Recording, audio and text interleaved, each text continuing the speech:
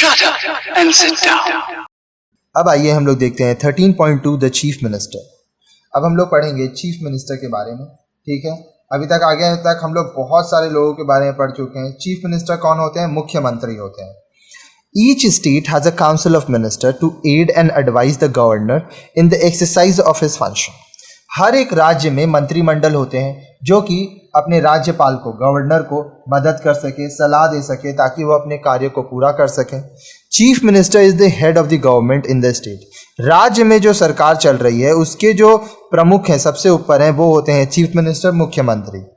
The council of minister with the chief minister as its head exercises real authority at the state level.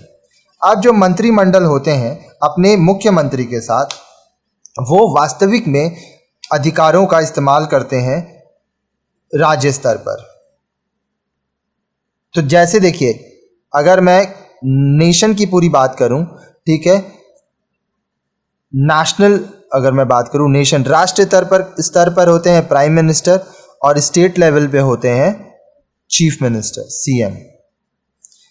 13.2.1 formation of the council of minister. अब मंत्रिमंडल कैसे बनाया जाता है? The chief minister is appointed by the governor. जो राज्यपाल हैं वो मुख्यमंत्री को नियुक्त करते हैं। The person who commands the majority support in the state legislative assembly, विधानसभा, is appointed as the chief minister by the governor. देखिए, विधानसभा का जब इलेक्शन होता है, चुनाव होता है, तो जिस पार्टी को सबसे ज़्यादा मेजॉरिटी मिलती है उसके जो हेड होते हैं, लीडर, वो व्यक्ति राज्यपाल द्वारा मुख्यमंत्री चुने जाते हैं। The other ministers are appointed by the governor on the advice of the chief minister. अब जो मंत्रिमंडल के दूसरे सदस्य होते हैं वो राज्यपाल द्वारा नियुक्त किए जाते हैं मुख्यमंत्री की सलाह पर। The ministers included in the council of ministers must belong to either house of the state legislature. अब जो मिनिस्टर जिनको चुना जाता है मंत्रिमंडल में, वो दोनों में से किसी एक हाउस के मेंबर होने चाहिए, सदस्य होने चाहिए। A person who is not a member of the state legislature may be appointed a minister, but he or she ceases to hold office if he or she is not elected to the state legislature within 6 months of his appointment. अब मान लीजिए कोई ऐसा व्यक्ति है जो कि राज्य विधानसभा का सदस्य नहीं है, फिर भी उसे मंत्रिमंडल का सदस्य बनाया जा सकता है, लेकिन जब उसको अपॉइंट किया जाएगा, नियुक्त किया जाएगा, तो उसके 6 महीने के अंदर उसको राज्य विधानसभा का सदस्य बन जाना होगा। अगर वो नहीं बन पाएगा तो उसको मंत्री पद से हटा दिया जाएगा। The portfolio of the members of the council of ministers are allocated by the governor on the advice of the chief minister. अब जो मुख्यमंत्री होते हैं वो सलाह देते हैं राज्यपाल को कि मंत्रिमंडल में जो सदस्य हैं उनको कौन कौन सा डिपार्टमेंट दिया जाए। 13.2.2 functions of the chief minister. अब जो मुख्यमंत्री होते हैं उनके कार्य क्या है? Chief minister is the head of the council of minister of his state. Chief minister जो होते हैं वह अपने राज्य के मंत्रिमंडल के प्रमुख होते हैं। The constitutional position of the chief minister is more or less similar to that of the prime minister. अब जो संवैधानिक पद जो है एक मुख्यमंत्री का, वो कहीं ना कहीं एक प्रधानमंत्री जितना होता है। The chief minister plays an important role in the administration of the state.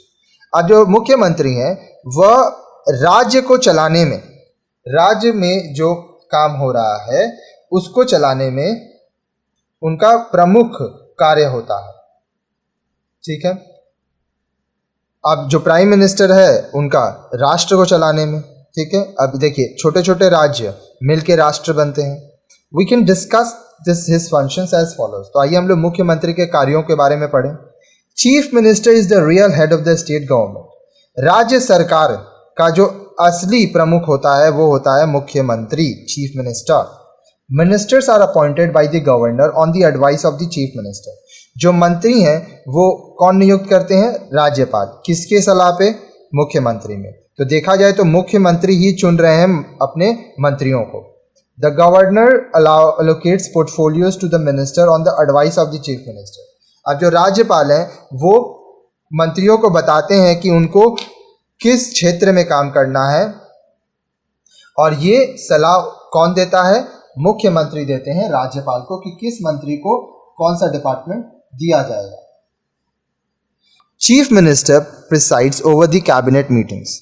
जो मुख्यमंत्री हैं वो कैबिनेट के मीटिंग में रहते हैं। ही और she coordinate the functioning of different ministries. अलग अलग तरह के जो मिनिस्ट्रीज होती हैं, ठीक है, उनको वो कोऑर्डिनेट करते हैं। ठीक है, अलग मिनिस्ट्रीज क्या होता है? मंत्रालय, जैसे शिक्षा मंत्रालय होता है, विकास मंत्रालय होता है, फिर आपका वित्त मंत्रालय होता है, ऐसे ही बहुत सारे होते हैं। ही और she guides the functioning of the cabinet. अब कैबिनेट में कैसे काम होगा ये कौन देख रहा है?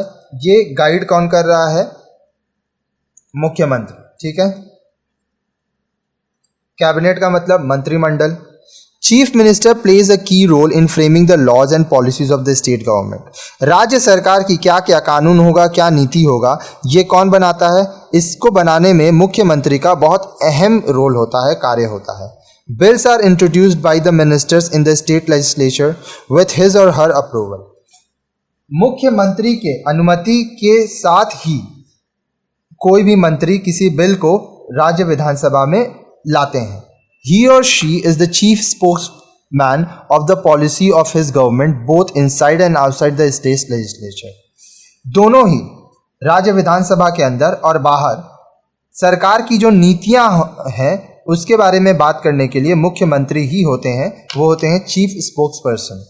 The Constitution provides that the chief minister shall communicate to the governor all decisions of the Council of Ministers relating to the administration and the affairs of the state and proposal of legislation.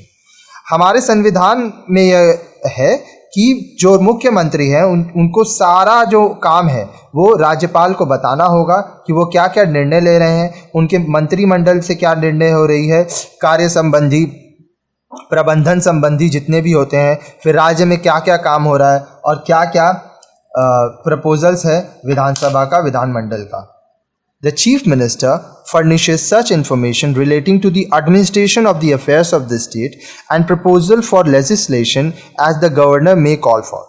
अब देखिए, जब राज्यपाल बोलेंगे तो जो मुख्यमंत्री है, chief minister, उनको इन्फॉर्मेशन देना होगा कि राज्य में किस तरह से प्रबंधन हो रहा है, क्या क्या विधानसभा में काम हो रहा है और किस तरह से आगे करना है। If the governor so requires, the chief minister submits for consideration of the council of ministers any matter on which a decision has been taken by a minister but which has not been considered by the cabinet. अगर ज़रूरत पड़े तो जो राज्यपाल हैं, अगर उनको ज़रूरत पड़े तो वो बोल सकते हैं कि मुख्यमंत्री जो मंत्रिमंडल द्वारा डिसीजन लिया गया है, ठीक है, मान लीजिए कोई मंत्री है वो खुद से कोई निर्णय ले लिया है जो कि मंत्रिमंडल में कंसिडर नहीं किया गया, कैबिनेट में कंसिडर नहीं किया गया, तो उसको चीफ मिनिस्टर वापस से कंसिडर करें, एक बार देखें। A chief minister in the sole link of communication between the cabinet and the governor. Chief minister क्या है? कैबिनेट, मंत्रिमंडल में क्या काम हो रहा है और राज्यपाल के बीच में ये एक लिंक है, ये इन दोनों को जोड़ते हैं। The governor has the right to be informed by the chief minister about the decisions taken by the council of ministers. राज्यपाल के पास ये अधिकार है कि चीफ मिनिस्टर, मुख्यमंत्री, उनको इस बात की जानकारी दें कि उनका जो मंत्रिमंडल है वो क्या निर्णय ले रहा है। The above functions so that the real authority is vested with the council of minister headed by the chief minister. अब ये जो हम लोग कार्य पढ़े, फंक्शंस पढ़े, इससे हम लोग को पता चलता है कि जो असलियत में अधिकार है, जो शक्तियां हैं, वो किसके पास हैं? मंत्रिमंडल के पास हैं, जिसको चला कौन रहा है? मुख्यमंत्री। तो असली शक्ति मुख्यमंत्री के पास है। The council of ministers is the real executive in the state. जो मंत्रिमंडल है वो राज्य में असली कार्यकारी अधिकारी हैं। The position of the state council of ministers largely depend upon the strength of the ruling party in the state assembly and the personality of the chief minister. अब जो राज्य के मंत्रिमंडल हैं उनको क्या पद मिलेगा, ये इस बात पर बहुत निर्भर करता है कि रूलिंग पार्टी का विधानसभा में कितना स्ट्रेंथ है, कितना मेजॉरिटी है उनके पास, साथ ही साथ जो उनका मुख्यमंत्री है, चीफ मिनिस्टर, उनकी पर्सनालिटी कैसी है। The position of the chief minister is more powerful than his party is when his party is in power in the center as well. मान लीजिए जो पार्टी राज्य में है, अगर उस वही पार्टी केंद्र सरकार की भी है तो जो मुख्यमंत्री है उनका पद, उनकी जो पोजीशन है वो ज़्यादा शक्तिशाली होगी. As long as the chief minister and his council of ministers enjoy the confidence of majority in the legislative assembly, he exercises the real executive power in the state. जब तक मुख्यमंत्री और उनके मंत्रिमंडल के सदस्यों के पास majority रहता है, मतलब ज़्यादा वोट रहता है विधानसभा में, तब तक वह अपने सारे कार्यकारी अधिकारों की जो शक्तियां हैं उनका इस्तेमाल करते हैं राज्य में.